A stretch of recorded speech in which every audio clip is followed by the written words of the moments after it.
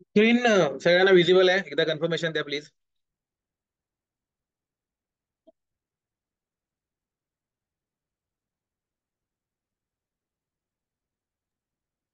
Yes. Okay, thank you. ठीक आहे, तर आपण आता दोन बघितले, लिस्ट आणि सेट, हे दोन बघितले. आता आपण इकडे सगळ्यांनी लक्षात ठेवा, आपण कलेक्शन इंटरफेस मधले आपल्याला लागणारे लिस्ट आणि सेट हे दोन इंटरफेस, सब इंटरफेस आणि प्रत्येकाचे रिस्पेक्टिव्ह क्लासेस, अरे लिस्ट आणि हॅसेट, हे आपण बघितले. आता आपण जातोय नवीन इंटरफेस मध्ये, जो आहे मॅप इंटरफेस. ठीक आहे, तर मॅप इंटरफेसचं कामच आहे मॅपिंग रिलेटेड. त्याच्यामधला हॅश मॅप नावाचा क्लास आपण बघतोय. ठीक आहे, तर आता याचं फीचर वेगळं असणार आहे. म्हणजे लिस्ट, सेट आणि मॅप, आता हे तीन वेगवेगळे फीचर्स तुम्हाला दिसले. लिस्ट मध्ये तुम्हाला आता डोक्यासमोर आलं, लिस्ट बोलल्यानंतर की ओके, सिक्वेन्स मध्ये असणारे डुप्लिकेट चालणार आहेत आणि इंडेक्सिंग होणार आहे. सेट, सिक्वेन्स तर नसणार आहे, डुप्लिकेट्स नसणार आहेत, सगळं युनिक असणार आहे, फक्त कलेक्शन असणार आहे. असं पटकन तुमच्या डोळ्यासमोर ते चित्र यायला लागली त्याची. तसंच आता मॅप, तर मॅप आपण वापरतो जिथे तुम्हाला कुठेतरी एक की व्हॅल्यू पेअर असते. ठीक आहे, तर त्याच्यामुळे आता हे तिसरं बघू आपण. हे हॅश मॅप मध्ये किंवा मॅप बघा, तर याच्यामध्ये डेटा जो असतो त्याच्यामध्ये की आणि व्हॅल्यू पेअर असते, मॅपिंग असते. मॅप शब्द काय, तर मॅपिंग ऑफ की विथ व्हॅल्यू. की आणि व्हॅल्यूची मॅपिंग असते, म्हणजे प्रत्येक ज्या व्हॅल्यूला एक की असते. ठीक आहे, तर हा कॉन्सेप्ट लक्षात ठेवायचा. म्हणजे मॅपला वेगळेपण काय, मॅपचं लिस्टचं वेगळेपण काय जर विचारलं तर लिस्टचं वेगळेपण आहे त्याची इन्सर्शन ऑर्डर आहे, त्याचा सिक्वेन्स मेंटेन करणं. इंडेक्सिंग ही लिस्टचं मेन फीचर आहे. जेव्हा तुम्हाला इंडेक्सिंग पाहिजे असेल, का वापरतो याचं रिझन आहे ते. इंडेक्सिंग जेव्हा पाहिजे असेल, ऑर्डर मेंटेन पाहिजे असेल, तेव्हा तुम्ही लिस्ट वापराल. सेट का वापराल, जेव्हा युनिक एलिमेंट स्टोअर करायचे असतील तेव्हा तुम्ही सेट वापराल. हा, का नाही वापरणार नाही सोडून द्या, त्याचे लिमिटेशन नाही, मी त्याचे स्ट्रॉंग पॉईंट बघतोय का वापरणार. ठीक आहे, जेव्हा युनिक पाहिजे असेल तेव्हा तुम्ही सेट वापरणार. तसंच मॅप का वापरणार, जिथे तुम्हाला की व्हॅल्यू पेअर स्टोअर करायची असेल. बरेच अशा गोष्टी असतात त्याच्यामध्ये की व्हॅल्यू पेअर स्टोअर केली जाते. ठीक आहे, तर जिथे जिथे तुम्हाला की व्हॅल्यू पेअर स्टोअर केली जाते, तिथे तिथे तुम्ही मॅप वापरणार. म्हणजे सिंपल आहे की तुम्हाला कस्टमरचा एक अकाउंट नंबर आणि कस्टमर नेम, अकाउंट नंबर आणि कस्टमर नेम असं समजा असेल, तेव्हा मॅप येणार. कारण अकाउंट नंबर एक युनिक राहणार, जो प्रत्येक कस्टमर सोबत असणार, आणि कस्टमरची नावं वेगवेगळी पण असू शकतात, सेम पण असू शकतात, पण त्यांचे अकाउंट नंबर एकच राहणार. तर त्याच्यामुळे की व्हॅल्यू पेअर्स हे असणार आहेत. आणि data duplicates, keys not allowed, keys duplicate नाही पाहिजेत, कीज युनिकच पाहिजेत. ठीक आहे, आणि डेटा म्हणजे त्याच्या आतमधला जो व्हॅल्यू आहे, ती व्हॅल्यू जर डुप्लिकेट असेल तरी चालतात. जसं मी सांगितलं की कस्टमर अकाउंट आय डी आणि त्याचा पासवर्ड.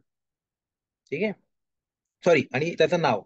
तर नाव तर दोघांची पण सचिन असू शकतात. सचिन पाटील पण नाव दोघांचे असू शकतात.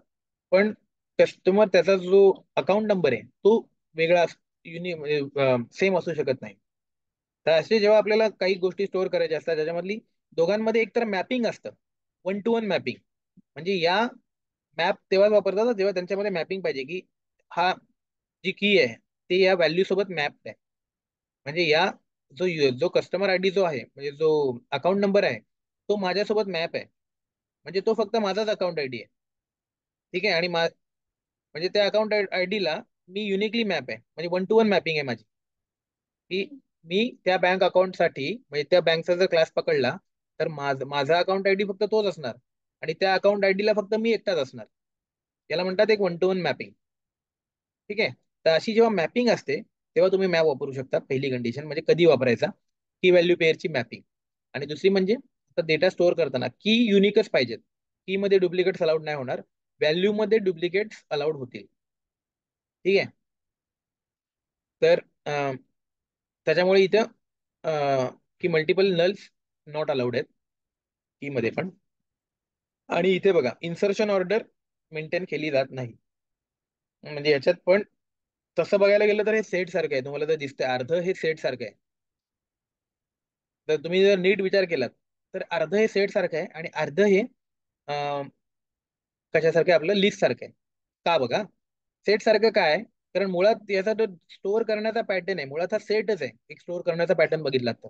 कारण आपण तो काय करतोय, युनिक इलिमेंट स्टोअर करतोय, कीला तो युनिक म्हणून स्टोअर करतोय. ठीक आहे.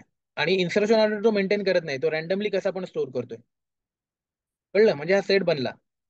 सेटचे फीचर फॉलो केलं ना, युनिक इलिमेंट स्टोअर करतोय कीच्या बाबतीमध्ये, आणि इन्सर्शन ऑर्डर मेंटेन करत नाहीये, म्हणजे तो सेट बनला. पण याच्यामध्ये तुम्हाला जर एखादा व्हॅल्यू काढायची असेल बाहेर, एखादी व्हॅल्यू, तर त्याच्यासाठी तुम्हाला एक युनिक की मिळते. त्या कीचा वापर करून तुम्ही ती व्हॅल्यू काढू शकता. जसं आपल्याला वरती बघा, जर तुम्ही नीट बघितलं तर वरती इंडेक्स होती. इंडेक्सचा वापर करून तुम्ही या व्हॅल्यू काढू शकत होता अरे लिस्टच्या. पण ह्या सेटमध्ये अशी कुठलीच इंडेक्स नव्हती. तर त्यामुळे त्या इंडेक्सचा वापर करून तुम्हाला एखाद्या व्हॅल्यू काढता आलीच नाही. त्याच्यामुळे दोन मेथड आपल्याला ह्या सेटमध्ये वापरता आल्याच नाहीत.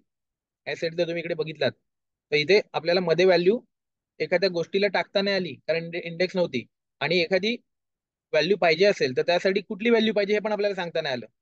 त्याच्यामुळे इंडेक्सचा वापर करून व्हॅल्यू आपल्याला बाहेर काढता पण नाही आली. म्हणजे मधली व्हॅल्यू काढणं आणि मध्ये व्हॅल्यू इन्सर्ट करणं हे इथे पॉसिबल नव्हतं. ठीक आहे. तर आता हॅश मॅप मध्ये तुम्हाला की असल्यामुळे त्या व्हॅल्यू सोबत कुठली तरी एक तुम्हाला रेफरन्स मिळणार आहे. तर त्या कीचा वापर करून तुम्ही त्या व्हॅल्यू पर्यंत पोहोचू शकाल. भले तो सिक्वेन्स ऑर्डर मेंटेन नसेल, ते सेट सारखं बिहेवियर असेल, त्यामुळे अर्धा सेट झाला. पण इंडेक्स जसं तुम्हाला होतं तसं त्या व्हॅल्यू पर्यंत पोहोचण्यासाठी तुमच्या हातात काहीतरी एक राहील की म्हणजे हा अर्धा पॉईंट थोडासा लिस्ट सारखा झाला. कळतं तुम्हाला, म्हणजे तसं बघायला गेलं तर थोडं दोघांचे पण एक काही फीचर्स त्यांनी घेतलेत. आणि याच्यामध्ये मुळातच पेअर आहे. याच्यामध्ये जो डेटा स्टोअर होतो तो नेहमी पेअर मध्ये स्टोअर होतो. हे लक्षात ठेवा की की व्हॅल्यू पेअर, याच्यामध्ये सिंगल डेटा स्टोअर नाही होणार, पेअर होईल. म्हणजे असं आता बघा 101, जसं मी तुम्हाला म्हटलो की नंबर आहे, एक रोल नंबर किंवा अकाउंट नंबर पकडा किंवा रोल नंबर पकडा. तर 101 सॅम, 102 हा रोल नंबर आहे सचचा, परत 103 ला नाव आलं सॅमचं, हे असू शकतं. सॅम नाव अलाउड आहे दोन वेळेला.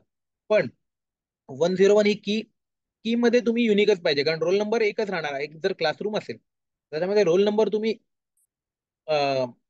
डुप्लिकेट नाही करू शकत. ठीक आहे. तर हे फक्त डोक्यात ठेवायचं की असं त्याचा, आणि हा की व्हॅल्यू पेअर असेल तरच तुम्हाला, पेअर असेल जेव्हा त्याच वेळेला तुम्ही मॅप वापरू शकता. आणि याच्यामध्ये असं मॅपिंग पाहिजे. ठीक आहे. तर आता तुम्हाला लक्षात आलं की कुठली गोष्ट कधी कुठे काय वापराल. तर मेन तर इंटरव्ह्यूवर तुम्हाला एक सिनॅरिओ देतात आणि म्हणतात की तू कलेक्शन फ्रेमवर्क वापरून ह्याचा मला करून दाखव. ठीक आहे, हे स्टोअर कर या व्हॅल्यू, आणि या व्हॅल्यू परत रिट्राईव्ह करून दाखव, मला इटरेट करून दाखव. तर त्याला तो सिनारिओ बघून तुमच्या डोक्यात आलं पाहिजे असतं की तुम्ही सेट वापराल, लिस्ट वापराल की मॅप वापराल. तर तो सिनारिओ बघून तुम्हाला कळलं पाहिजे. ठीक आहे. त्याच्यामध्ये जर डुप्लिकेट्स अलाउड, त्याच्यामध्ये युनिक इलेमेंट पाहिजे असतील तर सेट वापरा. जर इन्सर्शन ऑर्डर मेंटेन ठेवायची असेल तर लिस्ट वापरा. जर पेअर सरळ सरळ दिसते की व्हॅल्यू दोन पेअरिंग आहे तर मॅप वापरा. एवढं सिंपल आहे. पण हा डिसिजन तिथे तुम्हाला घ्यायचा असतो. ठीक आहे. तर हे होतं हॅश मॅप. आता आपण हॅश मॅपचा डायरेक्ट सुरू करू कोड लिहायला. ठीक. असंच कंपॅरेटिव्ह करणार आहोत आपण, आणि नवीन एक क्लास बनवणार आहोत, बेसिक कन्सेप्ट. त्याच्यामध्ये न्यू क्लास, आणि हॅश मॅप आहे त्याच्यामुळे आपण तसंच नाव देणार त्याला, HM, हॅश मॅपचा short form demo. Public static void main हवं आहे आपल्याला, ते पण आपण घेणार इथं. ठीक आहे. बदला क्लास आपला, तर आपण डिलीट केला. आणि आता माहिती आहे आपल्याला काय करायचंय. पहिलं स्टेप आपल्या आता पाठ झालं. तर पहिली स्टेप आपली काय असणार आहे, तर आपल्याला ऑब्जेक्ट बनवायला लागणार आहे हॅश मॅप क्लासचा. ठीक आहे. आपण हॅश मॅप क्लास घेणार. ठीक आहे. बरं बरं, थांबा. हे बनवण्याच्या आधी एक गोष्ट तुम्हाला सांगायची राहिली. हम्म. वरती येऊ इथे, हॅश मॅप बनवण्याच्या आधी. आता बघा, हे आपण असं केलं इथे. हम्म. तर याच्यामध्ये एक जावामध्ये एक जनरलायझेशनचा कन्सेप्ट नंतर कलेक्शननी ऍड केला. तर तो जनरलायझेशनचा कन्सेप्ट म्हणजे कसा होता की तुम्ही इथे तर एक नॉर्मल डेटा देताय, ठीक आहे. तुम्ही आता पहिलं तर अरे लिस्ट पासून बघू आपण. अरे लिस्ट आपण बनवतोय. ठीक आहे. तर इथे तुम्ही असं डिक्लेरेशन करताय की तुम्हाला अरे लिस्ट बनवतोय. अरे लिस्ट आले, हा सॉरी इथे. त्या अरे लिस्ट आली आहे आणि न्यू अरे लिस्ट तुम्ही बनवताय, हे डिक्लेरेशन झालं. तर याच्यामध्ये तुम्ही काय सांगताय की मी कुठला पण डेटा स्टोअर करतोय याच्यामध्ये. एल मध्ये काही पण येऊ दे, मी स्टोअर करतोय ऍज अ ऑब्जेक्टच करणार, हे ऑब्विस आहे. पण कुठला पण डेटा मी स्टोअर करतोय. ठीक आहे. तर याच्यामध्ये तुम्ही एक स्पेसिफिक टाईप देऊ शकता की जेव्हा तुम्ही शुअर असाल की माझ्या अरे लिस्ट मध्ये मला फक्त स्ट्रिंग स्टोअर करायचे आहेत, हे जेव्हा तुम्ही शुअर असाल तेव्हा तुम्ही याचं एक डिक्लेरेशन कसं देऊ शकता. तर या अरे लिस्ट मध्ये बघा फक्त काय करतोय मी, स्ट्रिंग हा कीवर्ड तुम्ही ऍड करू शकता. ते सांगण्यासाठी ते जेव्हा जिथे जिथे तुम्ही अरे लिस्ट कीवर्ड दिलाय तिथे तिथे तुम्हाला या ट्रँग्युलर ब्रेसेस मध्ये, जिथे तुम्ही अरे लिस्ट दिलाय तिथे त्याच्या पुढे ट्रँग्युलर ब्रेस मध्ये तुम्हाला फक्त काय सांगायला लागतं, तर मला स्ट्रिंग द्यायचे, याच्यामध्ये मला फक्त स्ट्रिंग स्टोअर करायचे. बघा जी सिम्पल, फक्त अरे लिस्ट जिथे आहे त्याच्या बरोबर पुढे मी स्ट्रिंग ऍड केली. अरे लिस्ट कीवर्ड जिथे दिला तिथे पण त्याच्या पुढे मी काय ऍड केली, स्ट्रिंग ऍड केली दोन्ही साईडला. तर ही लाईन पण आता कंपायलरने नंतर अलाउड केली. मला वाटते जेव्हा 5 पासून हा चेंज आलाय. ठीक आहे, शुअर नाही मी तरी पण म्हणजे पुढल्या व्हर्जन मध्ये आलाय हा चेंज. ठीक आहे. तर हे त्यांनी अलाउड केलं, तर नाव त्याचं जनरलायझेशन म्हणतात, पण ऍक्च्युली ते स्पेसिफिक करतं. म्हणजे तुम्हाला ते रिस्ट्रिक्ट करतं यूज, की स्पेसिफिक आपल्याला सांग स्पेशलायझेशन ऍक्च्युली बघायला गेलं तर की ते सांगतं की मला त्याच्यामध्ये फक्त स्ट्रिंग व्हॅल्यू स्टोअर करायचे आहेत. ठीक आहे. तर असं करणं अलाउड असतं. ठीक आहे. त्यामुळे जेव्हा तुम्ही इंटरव्ह्यूवर, जर इंटरव्ह्यू तुम्हाला म्हणत असेल की माझ्याकडे अशा 4 स्ट्रिंग आहेत, म्हणजे 4 नावं आहेत ती मला स्टोअर करायची आहेत, 4 कलर आहेत ते मला स्टोअर करायचे आहेत, तर आणि ते मला प्रॉपर या सिक्वेन्सनी प्रिंट झाले पाहिजेत. किंवा 4 वार आहेत, 8 डेज आहेत वीकचे, ते मला स्टोअर करायचे आहेत आणि मला ते प्रॉपर सिक्वेन्सनी हे झाले पाहिजेत असं पाहिजे. अशी जर तुम्हाला रिक्वायरमेंट दिली इंटरव्ह्यूअरनी, तर पहिलं तर तुमच्या डोक्यात येणार की तुम्हाला सिक्वेन्स पाहिजे म्हणजे अरे लिस्ट. दुसरं कोणच सिक्वेन्स करत नाहीये. ठीक आहे. तुमचं अरे लिस्ट फिक्स होणार, मग तुम्ही अरे लिस्ट करणार, पण तुम्हाला इथे हे पण कळते की ते स्ट्रिंग आहेत. तुमचे जे सगळ्या व्हॅल्यू आहेत त्या डेज ऑफ द वीक म्हणजे ते काय स्ट्रिंग आहेत. त्यामुळे ही पण एक लाईन तुम्ही लिहिणं एक्सपेक्टेड आहे, की जर तुम्हाला माहिती आहे की आपला डेटा स्ट्रिंगच असणार आहे, तर तुम्ही तो तिथे मेंटेन करा, तिथे मेन्शन करा. म्हणजे हे कळतं की तुम्हाला हे पण एक माहिती आहे, ही पण एक टेक्निक माहिती आहे. ठीक आहे. जर तो असं म्हणतोय की माझे काही स्ट्रिंग आहेत असा काही नॉर्मल डेटा देतो, मग असं नका वापरू. पण जर त्यांनी इंटिजर म्हटलेत किंवा फक्त स्ट्रिंग म्हटलेत आणि काही इंटिजर स्टोअर करायला फक्त एक लिस्ट वापरायला सांगितलं, तर मग तुम्ही इथे फक्त स्ट्रिंगच्या जागी इंटिजर द्यायचं. जो डेटा टाईप जर युनिफॉर्म डेटा जर हा स्टोअर करणार आहे असं आपल्याला आधी माहिती आहे, जर आपल्याला आधीच कळले की आपली रिक्वायरमेंट आहे ती काय आहे, फक्त आणि फक्त स्ट्रिंगच्या रिलेटेड आपली रिक्वायरमेंट आहे, हे जर तुम्हाला इनिशियली क्लिअर होते, तर अननेसेसरी तुम्ही कंपायलरला लोड देऊ नका की त्याला सगळ्याच गोष्टींना त्याला ट्रीट करायला. हा कंपायलरवर लोड देतोय आपण. ठीक आहे. त्यामुळे जेव्हा आपण असं मेन्शन करतो स्पेसिफिक की मला हे, तेव्हा तेवढा कंपायलरचा लोड कमी होतो, तेवढे रिसोर्सेस आपले कमी होतात, आपला कोडचा परफॉर्मन्स वाढतो. ठीक आहे. ही आता डेटा स्ट्रक्चरची गोष्ट झाली, ही कॉम्प्लेक्सिटीची गोष्ट झाली, त्याच्यात आपण घुसायचं नाही.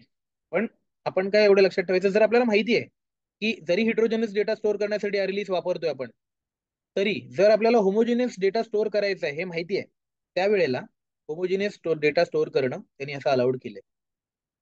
ठीक आहे. त्याच्यामुळे हे असं होतं, हे असं अलाउड आहे. तर असं करून पण तुम्ही कोड करून बघा. ठीक. तसंच सेम म्हणजे हे ऍज इट इज ह्याच सेट पण तुम्ही जर केलात, तर त्याच्यामध्ये इथे फक्त तुम्हाला तर माहिती आहे की फक्त स्ट्रिंग करताय. पण मग इथे जर तुम्ही स्ट्रिंग करताय असं जर तुम्ही मेन्शन केलं, तर खाली गेल्यानंतर तुम्ही त्याच्यात इंटिजर टाकू शकत नाही. इथे इथे बघा काय आलं लगेच, एरर आली. हा काय म्हणतोय की वरती म्हणताय स्ट्रिंग आणि इथे तुम्ही इंटिजर टाकताय, फ्लोट टाकताय. या लाईनला एरर नाही आली बघा, लाईन नंबर 13 ला एरर नाही आली आहे, कारण तिथे तुम्ही ऍक्च्युअल स्ट्रिंग टाकली आहे. पण बाकीच्या सगळ्या लाईनला एरर आली आहे. नल आणि 30 नल पण तो कन्सिडर करतो, म्हणजे स्ट्रिंग म्हणून तो कन्सिडर करतो. त्यामुळे नल आणि ऍक्च्युअल स्ट्रिंग याला एरर नाही आली. पण ते सोडून तुम्ही जेव्हा बाकीचा कुठला डेटा टाइप मग एंटर कराल तेव्हा मग तो एरर देणार. ठीक आहे. म्हणजे हे तुम्ही रिस्ट्रिक्ट होता, जर तुम्ही असं म्हणताय तर तुम्ही बांधील होता की तुम्ही फक्त आणि फक्त होमोजिनियस म्हणजे स्ट्रिंगच त्याच्यात स्टोअर करू शकता. ठीक आहे. तर हा एक कन्सेप्ट आहे. हं? तर हे जेव्हा चांगल्या कोडिंगसाठी म्हणजे हे वापरत असं नाही, पण तुम्हाला आणखीन चांगली कोडिंग करायची आहे, म्हणजे चांगले रिसोर्सेस कमीत कमी परफॉर्मन्स चांगला करण्यात, तर तुम्ही हे वापरू शकता. आणि शक्यतो हे असे वापरतात. त्याच्यामुळे जर तुम्हाला शुअर आहात तुम्ही की स्ट्रिंगच वापरायचे तर असं वापरा. तर हे सेम कुठलं पण डेटा स्ट्रक्चर असतो काही असो, त्याचं जे क्लासचं नाव आहे त्याला कुठलाच लोड नाही ठेवायचा. त्या क्लासच्या नावाच्या समोर जिथे जिथे क्लासचं नाव आलं तिथे तिथे तुम्हाला फक्त हे असं टाईप करायचं. तुम्हाला स्ट्रिंग पाहिजे असेल तर स्ट्रिंग, इंटिजर पाहिजे असेल तर इंटिजर, जे पण तुमचं नाव आहे. पण कुठे करायचं इथे, आणि जिथे जिथे क्लासचं नाव आलंय डिक्लेरेशन मध्ये तर 2 ठिकाणी आले, त्या दोन्ही ठिकाणी मला ते ऍड केलं पाहिजे. तर इकडे हा डेटा मला वरचा होता तो स्ट्रिंग साठी होता, तर हे मी सपोज बनवतोय इंटिजर साठी. तर इंटिजर साठी मी बनवलं, म्हणजे हा फक्त आणि फक्त काय स्टोअर करू शकेल, इंटिजर व्हॅल्यू स्टोअर. आणि इथे वापरताना नॉर्मल डेटा टाईप नाही वापरायचे आता. इथे इंटिजर क्लास आहे आणि इंटिजर इंट डेटा टाईप आहे. हे तुम्हाला आता माहित झाले, आपण आधी बघितले जावामध्ये. स्ट्रिंग नावाचा क्लास आहे, तर हे तुम्हाला जे डेटा टाईप वापरायचे आहेत ते ज्या नावाचे जावाचे क्लास असतात ते वापरायचे. ठीक आहे. तर इंटिजर नावाचा जावा मधला क्लास आहे, इंट वेगळा आणि इंटिजर वेगळा. ठीक आहे. आता आपण पुढल्या याच्यामध्ये ते बघणार आहोत आणखी प्रॉपर क्लासमध्ये. तर एवढं फक्त लक्षात ठेवा, इथे तुम्हाला कॅपिटल इंटिजर वाला इंटिजर क्लास वापरायचा तो पण आहे. फ्लोट नावाचा जावाचा एक क्लास आहे, कॅपिटल फ्लोट एफ वाला. तर ते जावाचे क्लास वापरायचे आहेत. कारण जावाला डिफॉल्ट इथे तुम्हाला इंटिजर तो त्याला कळत नाही, इथे तुम्ही आयएनटी ने लिहायचे. म्हणजे नॉर्मल जे तुम्ही इंटिजर लिहिता ज्या डिक्लेरेशन साठी ते नाही लिहायचे. तर नॉर्मल प्रॉपर इंटिजर तिथे तुम्हाला टाईप करायचंय. ठीक आहे. असं नाही करायचंय, इंट नाही लिहायचंय. ठीक आहे. एरर येईल तिथे. इंट नाही येतो म्हणायचं. तो म्हणतोय माझा इंटिजर कुठला क्लास आहे तो वापर. हम्म? हे सिम्पल, हे कळलं सगळ्यांना. इंटिजर इथे फ्लोट इंटिजर जे जे डेटा टाइप जे जे क्लास आहेत जावा मधले ते सगळे तुम्ही इथे टाकू शकता. जावा लांग इंटिजर क्लास आहे बघा. आणि कुठे टाकायचे तर फक्त जो क्लास आहे त्याच्या पुढे, एक्झॅक्टली पुढे, म्हणजे ब्रॅकेटच्या पण आधी टाकतोय आपण, त्या क्लासला चिकटून लगत लावायचंय. तर हे डोक्यात ठेवा फक्त, की असं असं करू शकतो आपण. हम्म.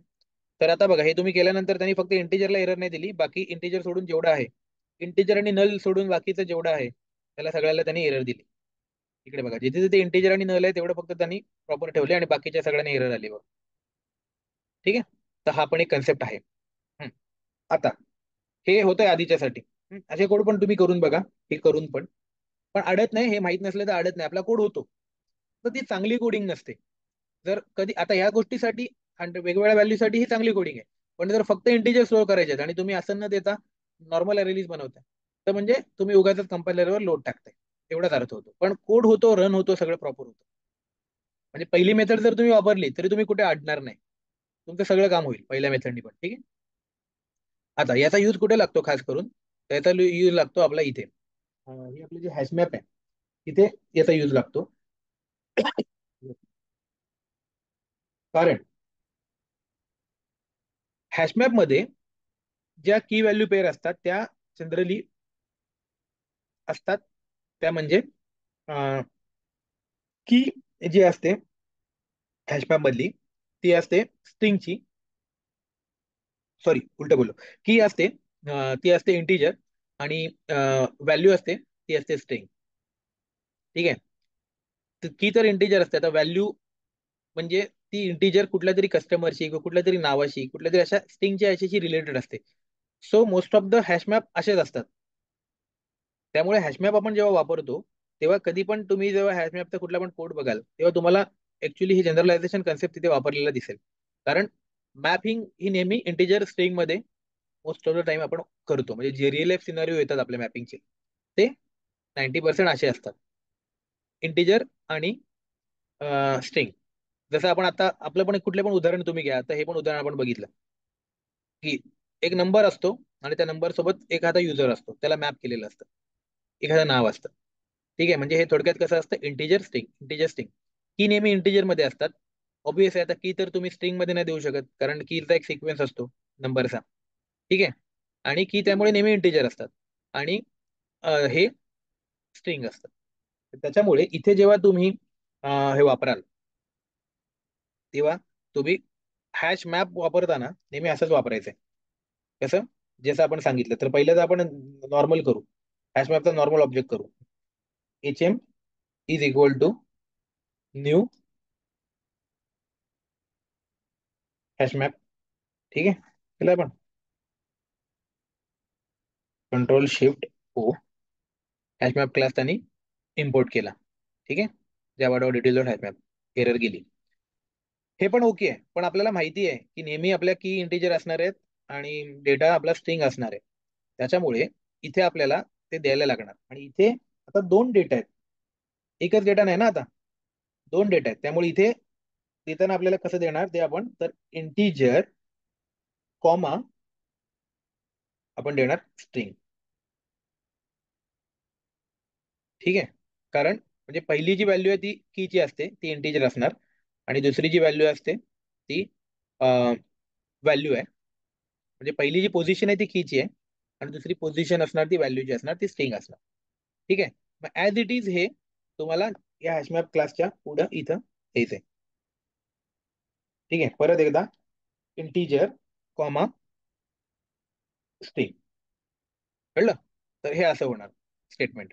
म्हणजे थोडक्यात आता तुम्ही याच्यामध्ये अशा पेअर ऍड करू शकाल की व्हॅल्यूच्या, ज्यातला की नेहमी इंटिजर असणार आणि स्ट्रिंग नेहमी काय असणार, सॉरी, की नेहमी इंटिजर असणार आणि व्हॅल्यू नेहमी स्ट्रिंग असणार. ठीक आहे, तर पहिलं तर आपल्याला क्लिअर झालं की हॅशमॅप मध्ये की व्हॅल्यू स्टोअर होणार आहे. आता हे आपण डिक्लेअर केलं. आता आपण पुढे जाऊ. आता आपण ऍड मेथड तशी वापरली होती या दोन्ही ठिकाणी. आता डिफरन्स लक्षात घ्या, इथे पण आपण ऍड मेथड व्हॅल्यू ऍड करण्यासाठी वापरली होती, इथे पण आपण ऍड मेथड वापरली होती व्हॅल्यू ऍड करण्यासाठी. ठीक आहे, हॅशमॅप मध्ये ऍड मेथड नसते. हम्म? तर हॅशमॅप मध्ये जी मेथड असते तिचं नाव आहे पुट मेथड. हा एक फरक आहे. अरे लिस्ट मध्ये आणि हॅश सेट मध्ये ऍड मेथड व्हॅल्यू ऍड करण्यासाठी. ठीक आहे, पण हॅशमॅप मध्ये ऍड मेथड नाहीये. तर त्याच्यामध्ये जेव्हा तुम्ही एच एम डॉट कराल तेव्हा तुम्हाला इथे पुट मेथड मिळाली. मग त्या पुट मेथड मध्ये बघा काय आलं, इंटिजर की स्ट्रिंग व्हॅल्यू. ठीक आहे, तर ही पुट मेथड तुम्ही इथे टाकणार आणि याच्यामध्ये तुम्ही मग इंटिजर आणि व्हॅल्यू देणार. ठीक आहे, मग जी पण तुमचं काहीतरी जे असेल तुमचं इंटिजर ते तुम्ही देऊ शकता. म्हणजे इथे तुम्ही वन दिलं म्हणजे ही वन की झाली, आणि इथे व्हॅल्यू तुमची आता स्ट्रिंग आहे, त्यामुळे इथे तुम्हाला स्ट्रिंग पाठवली पाहिजे. ठीक आहे, मग आपण इकडे इथे तर केलं होतं तोच कोड घेऊ. कुठे केलं होतं, हा 101. ठीक आहे, तर असं देऊ. इकडे 101 इथे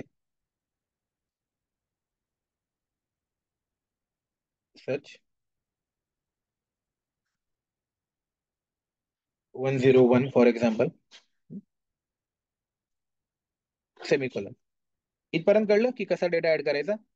फक्त ऍडच्या जागी पुट आता बदल नाही, आणि इथं दोन गोष्टी येणार, इंटिजर पण येणार, म्हणजे की आणि व्हॅल्यू. याच्यामध्ये कसं वाचायचं तुम्ही, आपण की आणि व्हॅल्यू पुट करतोय, त्यामुळे 101 ची व्हॅल्यू नेहमी सच राहील. ठीक आहे, म्हणजे सचचा थोडक्यात आपण आता असा अज्युम करा की हा क्लासचा म्हणजे एखाद्या क्लास, म्हणजे कुठला क्लास, तर आपला जावा मधला क्लास नाही तर ऍक्च्युअल तुमचा कॉलेज मधला क्लास किंवा का ट्युशन मधला क्लास, त्याचा कोड आहे. आणि त्याच्यामध्ये स्टुडंट्स आहेत आणि हे त्यांचे रोल नंबर आहेत. तर 101 रोल नंबर आहे फॉर एक्झाम्पल सचचा. ठीक आहे, तर सच नावाच्या मुलाचा दोन रोल नंबर आहे. तर आता आपण परत हे कॉपी करू.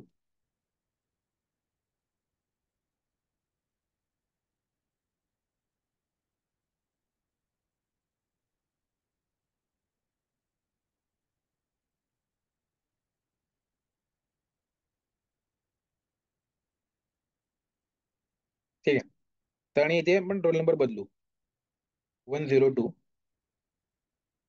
103 आणि 104 असे रोल नंबर टाकू पाहिजे जर आपण. ठीक आहे, आणि इथले आता मुलांची नावं आपण बदलू. तर पहिला सच आहे, त्याच्यानंतर दुसरा जो आहे त्याचं नाव आपण करू सॅम. ठीक आहे, त्याच्यानंतर तिसरा जो आहे त्याचं नाव आपण करू सूट. चौथा आहे त्याचं नाव आपण करू पण स्वॅप. ठीक आहे, सचिन, समीर, सुधीर, स्वप्नील, काहीतरी एक नावं घेतली, रोल नंबर सगळ्यांचे आजूबाजूला येतील अशी. अं, तर हे केलं आपण. आता बघू ते वर्क होते का. डुप्लिकेटचं पहिलं पहिलं नॉर्मल तर हे पुट वर्क होते का बघू, आणि कसं वर्क होतं हे पण बघू. ठीक आहे, त्यासाठी परत तेच याच्यात चेंज आपण एवढाच केला की पुट मेथड वापरली. ठीक आहे, पण बाकी तर सेम केलं. ऍडच्या जागी फक्त पुट वापरला. बाकी तर काही फरक नाही. आणि इथे परत एकदा आपण या दोन्ही गोष्टी ऍज इट इज घेऊ.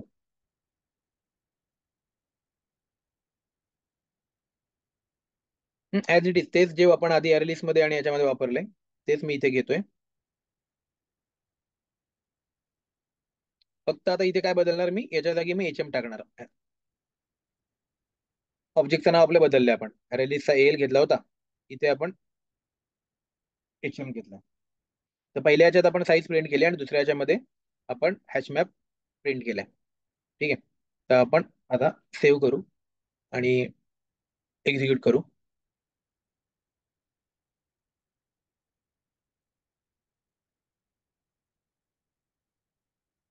हा, तर बघा 4 साईज आली आणि त्यांनी त्याला प्रिंट केलाय. ठीक आहे, तर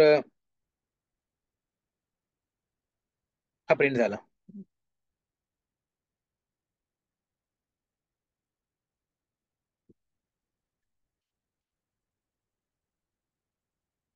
आता आपण काम करू. आता आपण पहिला पॉइंट आपण प्रूव्ह केला की ते ऍड करते अरेलिस्ट मध्ये की आणि व्हॅल्यू पेअर स्टोअर होतात. तर कशा स्टोअर होतात जरा बघा, की 101 इज इक्वल टू, म्हणजे हे आता 1 to 1 मॅपिंग आहे, की सर्च आणि 101 हे एकमेकांची मॅप असणार आहेत.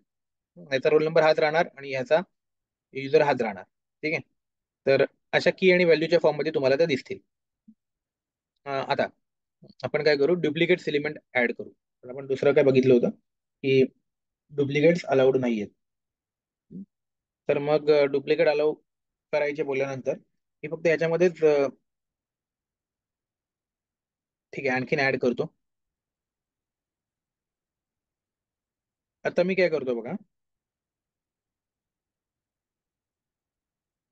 104 की ला मी अं, पहिलं तर मी नॉर्मल एक ऍड करतो. नाव पहिलं बदलून बघतो. ठीक आहे, सॅम नाव देतो मी. ठीक. म्हणजे काय, तर 101 रोल नंबर होता, 102 रोल नंबर होता, त्याचं नाव सॅम आहे. तसंच 104 रोल नंबरचं नाव पण सॅमच आहे. असं आहे, म्हणजे डेटा रिपीट झाला थोडक्यात. आणि आता मी हे रन करून बघतो.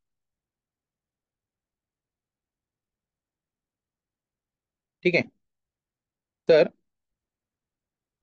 सॉरी मी 104 थांबा जरा, हे करा मी चुकीचा कन्सेप्ट मध्येच घुसवला. ठीक आहे, 105 एक रोल नंबर घेतला आणि मी त्याचं नाव इग्नोर करा, आधीच इग्नोर करा. हा, आता बघा त्याचं पण नाव सॅम ठेवलं. तर बघा काही फरक पडला नाही. माझं फक्त अरेची साईज 5 झाली आपली ह्याची मॅपची. आणि 101 सर्च झाला, 102 ला सॅम झाला, परत 105 ला पण सॅम आला. त्यामुळे हे त्याने अलाउड केलं. तो काय म्हणतोय, माझे की फक्त युनिक पाहिजेत. डेटा तुम्ही जरी डुप्लिकेट ठेवला तरी आता हा 105 चा सॅम वेगळा आणि 102 चा सॅम वेगळा हे मला कळेल. कारण असू शकतात, दोन मुलांची नावं सेम असू शकतात, पण रोल नंबर त्यांचे युनिक असतील. ठीक आहे, आता मी काय केलं, हे तर झालं. आणखीन एक ऍड करतो मी आता याच्यामध्ये बघा. आणखीन एक मी ऍड केला, शिफ्ट एंड कंट्रोल सी. ठीक आहे, आता मी काय करतोय, मी ट्राय करतोय की बदलाय, की ला डुप्लिकेट द्यायचं. तर आता 103 जी आहे, तर मी इथे 103 की डुप्लिकेट केली. ठीक आहे, आणि याच्यात मी एक नवीन व्हॅल्यू टाकली, ती म्हणजे सपोज विच. ठीक आहे, 103. म्हणजे बघा आता मी की हीच आहे, 103 की आहे, याच्यामध्ये मी व्हॅल्यू तर वेगळी टाकली आहे, पण आता मी की रिपीट केली. आधीच्या केसमध्ये मी काय केलं होतं, मी काय हे केलं होतं, डुप्लिकेट व्हॅल्यू कुठली ठेवली होती, तर सॅमची म्हणजे डेटाची ठेवली होती, आणि याच्यामध्ये मी डुप्लिकेट व्हॅल्यू कीची घेतली आहे. ठीक आहे, आता आपण बघू काय होते. आणि हा क्वेश्चन असतो की डुप्लिकेट व्हॅल्यू अरे अलाउड करत आपण सांगतो की ही जी असते आपली हॅशसेट हॅशमॅप असतो, तो डुप्लिकेट की जी व्हॅल्यू अलाउड करत नाही एवढं आपण सांगतो. तर मग ते पुढे विचारतात बरं ठीक आहे तरी पण मी टाकली तर मग काय होईल. जसं आपण हॅशसेट मध्ये ते करून बघितलंय की आपण व्हॅल्यू टाकत होता तरी तो सेमच ठेवत होता, त्याला काही फरक पडत नव्हता ना. तो त्या व्हॅल्यू जरी मी डुप्लिकेट टाकली तरी तो 240 एकच पकडत होता ह्याच्यामध्ये हॅशसेट मध्ये. पण असाच कन्सेप्ट हा सेम क्वेश्चन तो विचारतात की तरी पण मी टाकली तर काय होईल, म्हणजे असं की 103 अलाउड नाहीये तरी पण मी इथे टाकली तर काय होईल. तर आपण बघूया काय होईल. हम्म. तर काय झालं बघा, 103 व्हॅल्यू जी आहे ती आपण पहिल्यांदा टाकली तेव्हा त्याचं नाव काय होतं, एसयूडी होतं सुद.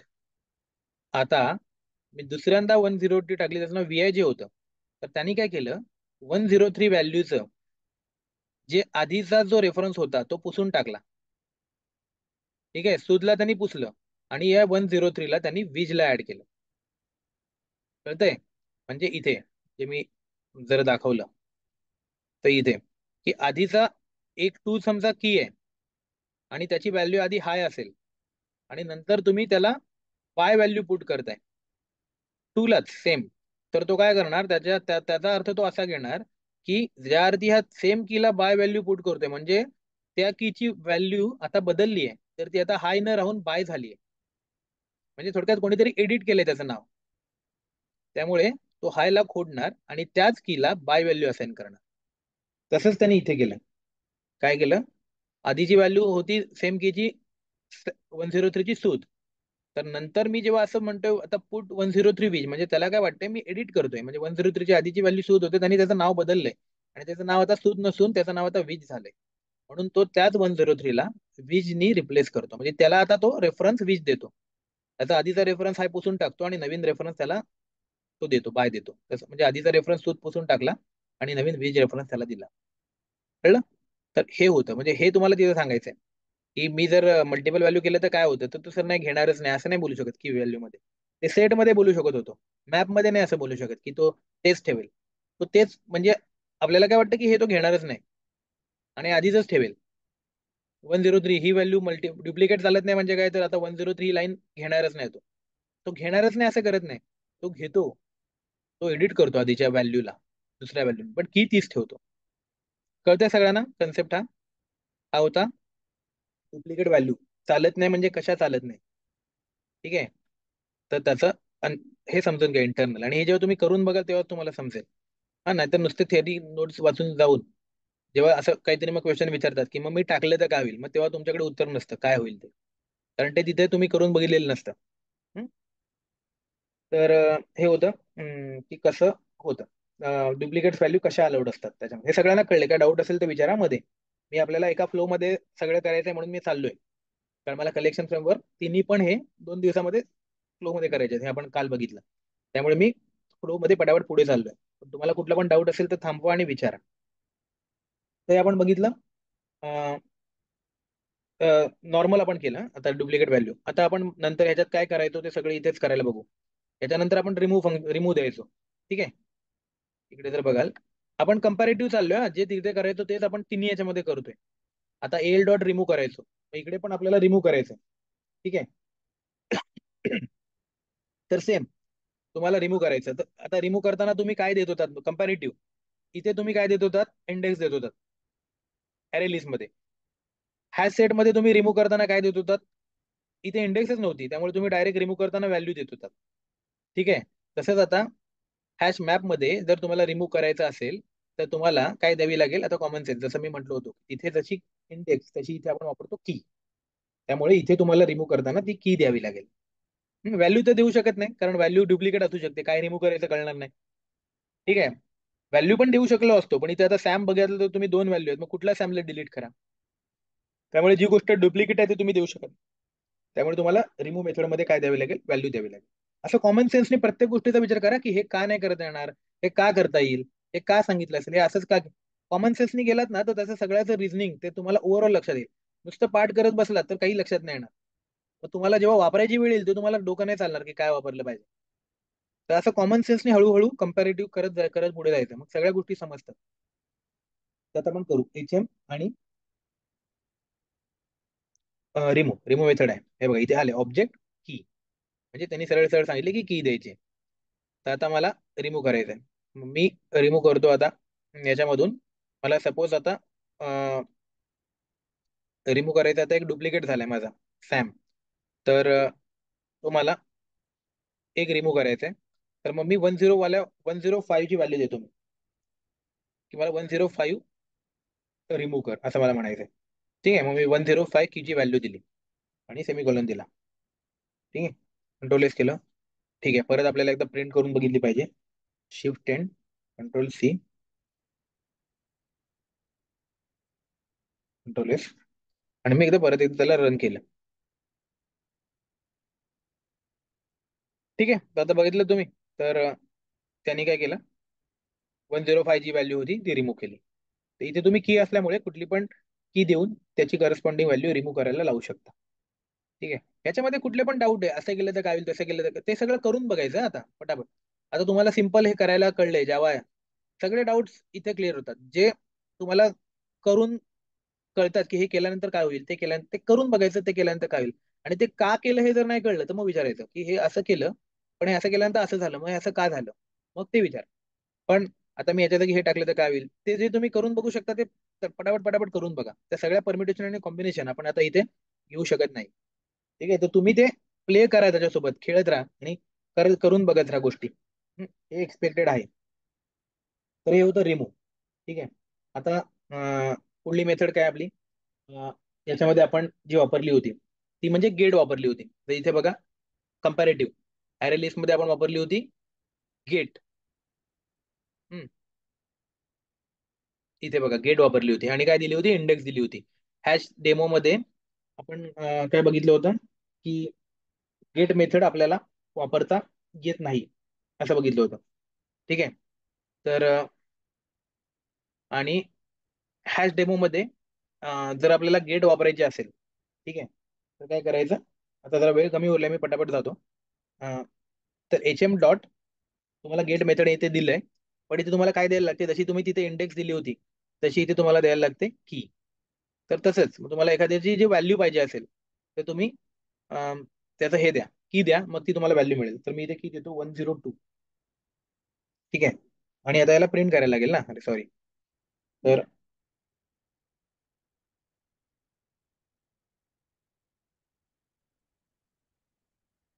याच्या आतमध्ये मी ही गेट मेथड टाकतो, याला एकदा एक्झिक्यूट करतो.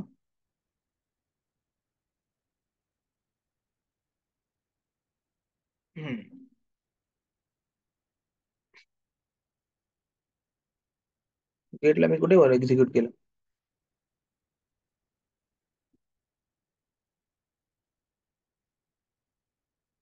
त्याने मला इथे दिली सॅम, पण चुकीच्या जागी दिली. ठीक आहे, तर त्याच्यात जाऊ नको. तर तुम्हाला दिसलं त्यांनी सॅम नावाची हे मला दिली. सॅम नावाची, सॉरी मी काहीतरी चुकीचं केलं, मी प्रिंट एरर टाकली.